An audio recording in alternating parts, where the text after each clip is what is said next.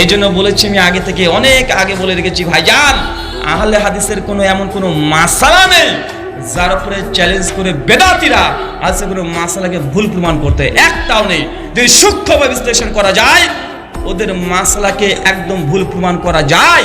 আহলের কোনো মাসালাকে আপনি কোনোভাবে ভুল প্রমাণ করতে পারবেন না ইনশাআল্লাহ।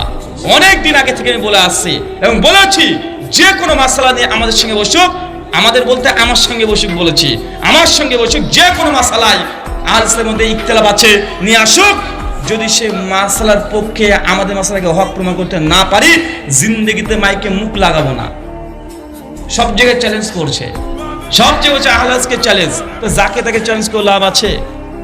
আব্দুর রাজ্জাক বিন ইউসুফকে ঘুরে ফিরে চ্যালেঞ্জ, ডক্টর গালিব স্যারকে চ্যালেঞ্জ, মুজাফফর বিন মহসিনকে চ্যালেঞ্জ, আছে না নাই? কথা বলেন, আছে। তবে ওনারা কি বাহাস করে? বাহাস কি সবাই করতে পারে না? বাহাস সবাই এই করার টেকনিকটা জানে?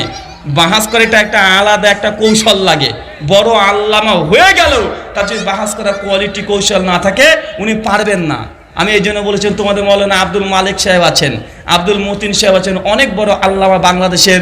পাকিস্তান আছে জাস্টিস তাকি উসমানী, উনি অনেক বড় আলেম, কিন্তু আহলে তোলাবার সঙ্গে বসে দেন, তাকি উসমানীকে হারিয়ে দিয়ে চলে আসবে।